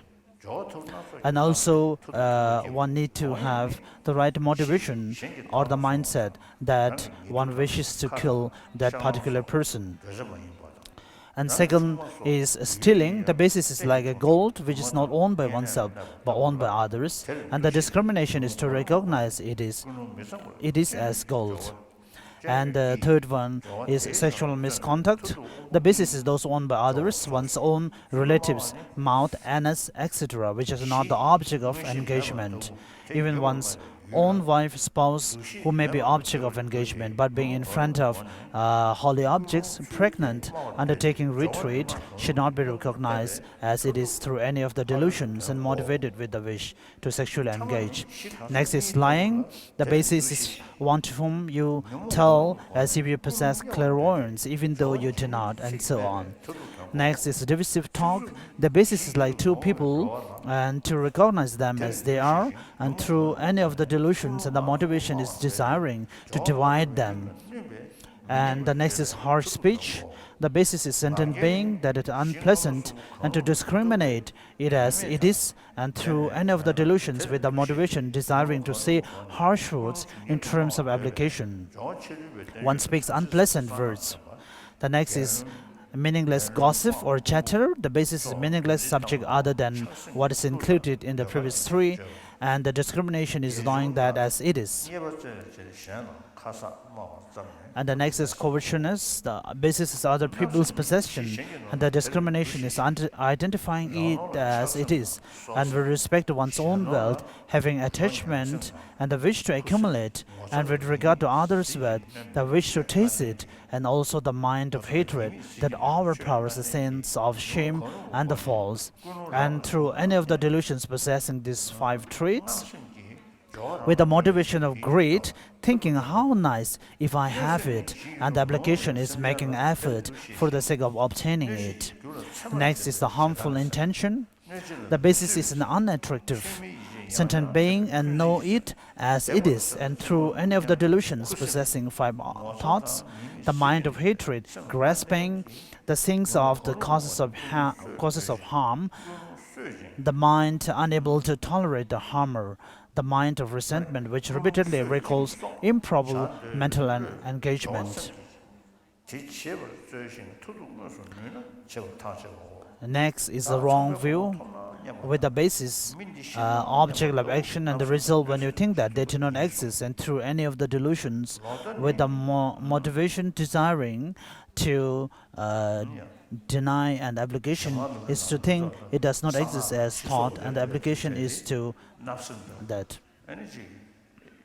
And in the Jangchup Lamrim text, it is stated that one without having a very pure or the correct understanding about the tantric rituals, and if we engage in all those tantric practices, especially the violent or the wrathful ones, it may end up in one of these 10 negative actions or the harmful intentions. So therefore, it is very important that we are careful about such practices.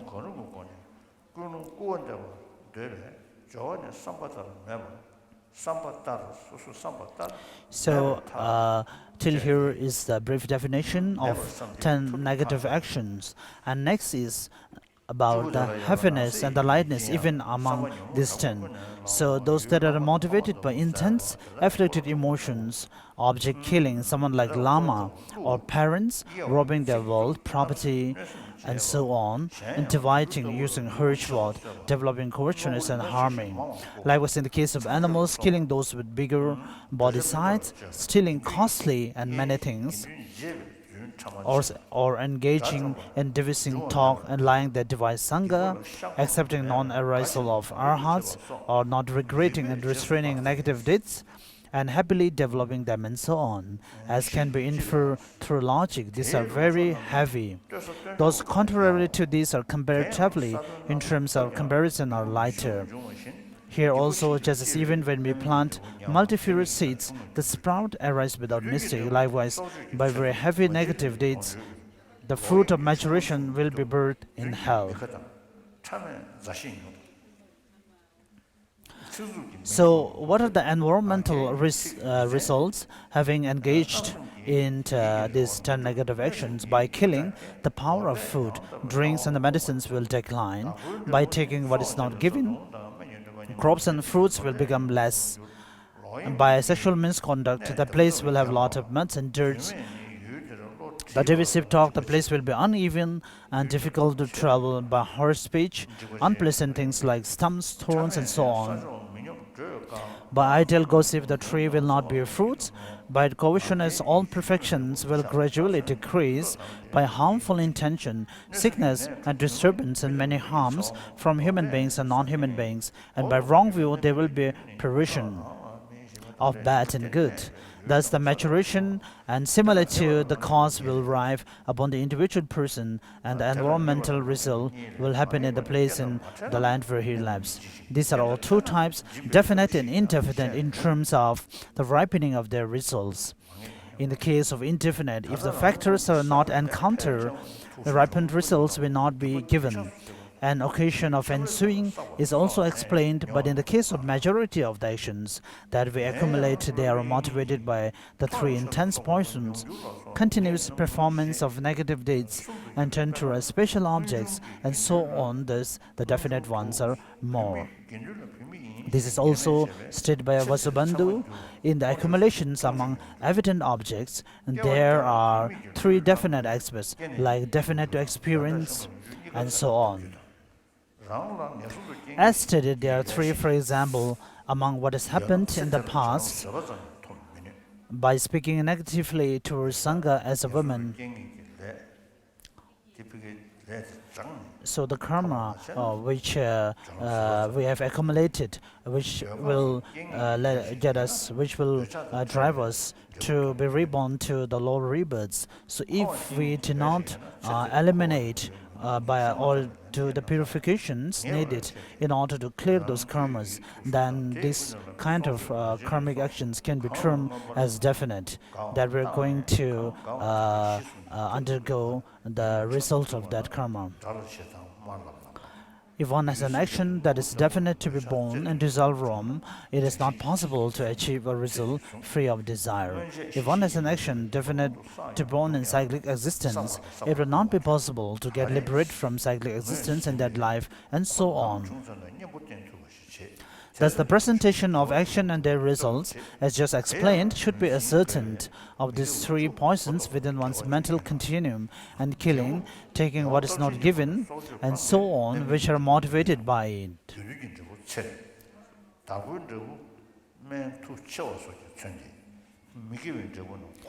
As a result, by having eliminated killing through powerful virtues, the ripened result will be achievement of human life, result concordant to the cause.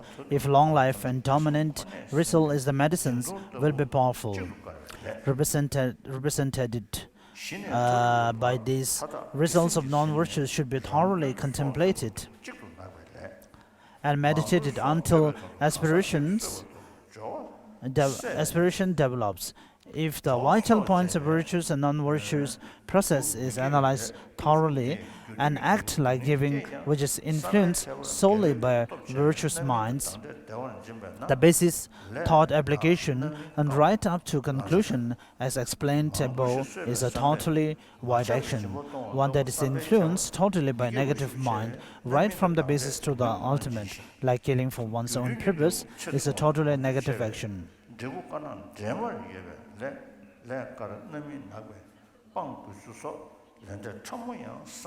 In this way, after having meditated through both analytical and stabilizing on the nature and the fruits of virtue and non-virtue, in order to cultivate the 10 virtues just mentioned, and in order to achieve a good omniscience, it is definite necessity not to be contaminated by the non-virtues explained. However, as is evident to oneself, even in this life, so much negative deeds has been accumulated, and what this cannot compete even a fraction is a countless accumulation of non-virtue.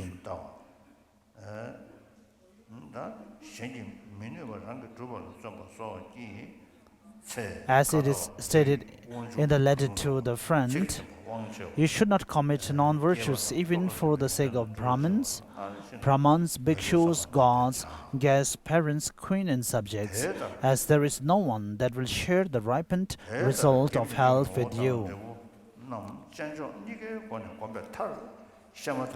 As stated, when the ripened result of the negative deeds done for others is experienced, you cannot share them with these objects, and they will fall just upon oneself. Since the irreversibility of a definite to experience action is taught in the Abhidharma, whatever be the case, it seems it is not possible for me to get liberated from cyclic existence.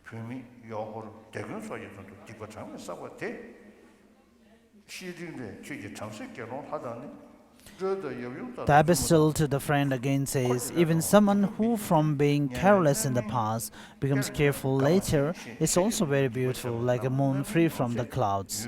Like Ananda, Angulimala, Tongden and Deje.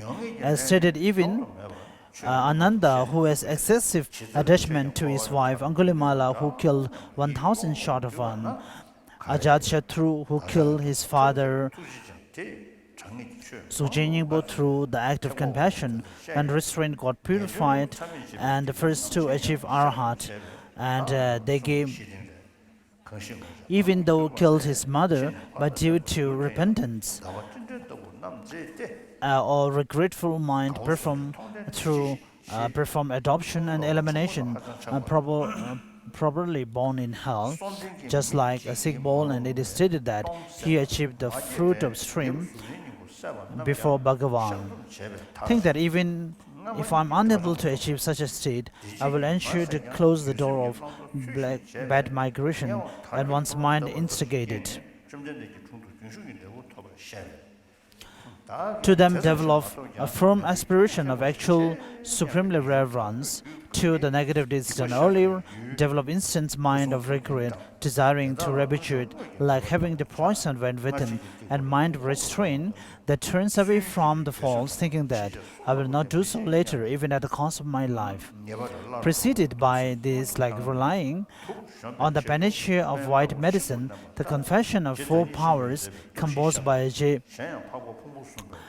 Chaitanya Chambo, the Lord of the Great Compassion, and likewise the Sutra of Three Hips, repeating Mantras like the name mantra of the Tathagata that purifies bad migration and negative deeds and prostrating with that is the actual practice. In the major text, during the repetition, the confession of sublime golden light is taught with intention, counting the faults, reading the sutras, building images and forms, and making offerings. During the thoroughly employment of antidote are done in terms of certainty of actualization and positions.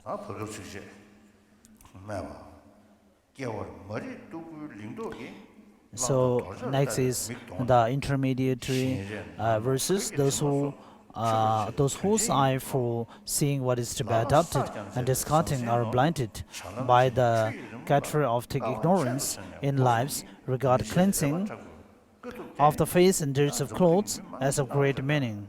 Some intentionally brave difficulties with the three doors and lay endless and intense effort of hardship for the draws of water and traverse birth path of material way that finishes even when accumulated. So as we all know that the material world, that even though we work hard to earn and accumulate a huge material wealth, but eventually it is by nature by itself that it will be finished. Why need to become the fuel of health, even respite in the state of consuming as slave of distracting air dharmas, like destroying enemy and taking care of friends? Similar to the happiness and suffering of the object of dream, an ignorant without knowledge engaging in non-virtuous actions for the sake of this life is true. I, while having heard many scriptures, through the permanent career in the wind is embracing. Friends, whatever seed is planted in the spring, the fruits arriving individual respectively in the autumn.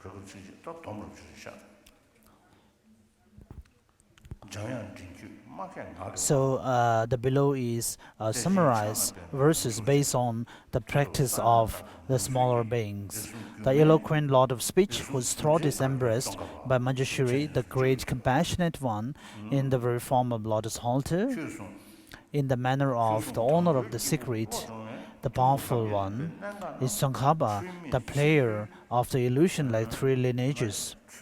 I have completed explaining in accordance with the teachings of my Lama tutor.